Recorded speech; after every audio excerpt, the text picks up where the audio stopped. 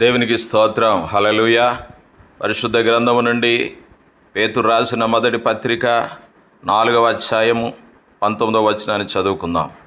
దేవుని చిత్త ప్రకారము బాధపడువారు సత్ప్రవర్తన గలవారై నమ్మకమైన సృష్టికర్తకు తమ ఆత్మలను అప్పగించుకొనవలెను. హల్లెలూయా. క్రైస్తవ విశ్వాసంలో శారీరకంగా కలిగే శ్రమలు ఒక అనుభవం అయితే, ఆత్మీయంగా కలిగే శ్రమలు ప్రత్యేక అనుభవాలుగా ఉంటాయి. దేవుని బిడ్డలారా, ఈ లోకంలో జీవించినంత కాలం ఎన్నో ఆటంకాలను ఎదుర్కోవలసి వస్తుంది. అవన్నీ దైవ చిత్తానుసారంగా జరిగాయి అనుకోవడం పొరపాటు. వ్యక్తిగత నిర్ణయాల వలన, పొరపాట్ల వలన జరిగే పరిణామాలు దేవుని నుండి కలిగిన శ్రమలు కాదు అని అర్థం చేసుకోవాలి. చేయరాని పనులు చేసినప్పుడు తప్పు అని మన హృదయం గద్దిస్తుంటే పొరపాటు, ఇది వద్దు అని అంటూనే ఉంటుంది. అది మదిలో నుండి వచ్చే ఆలోచన కాదు, కానీ పరిశుద్ధాత్మ దేవుడు మన ఆలోచనలను గద్దిస్తూ పొరపాట్ల వలన కలిగే పరిణామాలను సూచిస్తూ మన ఆలోచనలను సరిచేయడానికి అనుక్షణం ప్రయత్నిస్తూ ఉంటాడు. ఈ అనుభవం కేవలం క్రైస్తవ విశ్వాసంలో అనగా క్రీస్తును పరిపూర్ణంగా అంగీకరించడం ద్వారానే పొందగలం.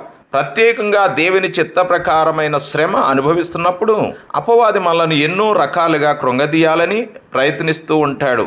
అలాంటి సమయంలో పరిశుద్ధాత్మ దేవుడు మనకు సహకారిగా ఉంటాడు. మనం ఈ ఆత్మీయ పోరాటంలో విజయం పొందాలి అంటే మంచి ప్రవర్తన కలిగి ఆత్మీయ జీవితం దేవునికి అప్పగించుకునే అనుభవం కలిగి ఉండాలి.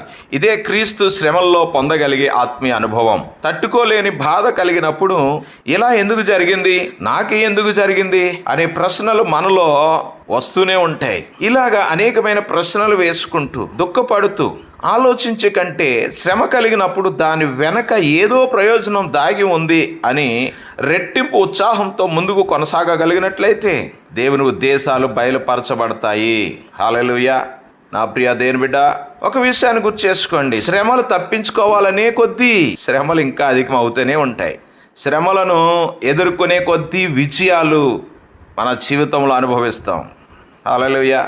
నమ్మకమైన మన దేవునికి మన హృదయాలను అప్పగించి క్రీస్తు శ్రమానుభవంలో క్రొత్త అనుభూతిని పొందుకోవడానికి ప్రయత్నం చేద్దాం. తప్పకుండా దేవుడు నీకు సహాయం చేస్తాడు. అటువంటి జీవితాన్ని ప్రభు మనకు అనుగ్రహించునుగాక.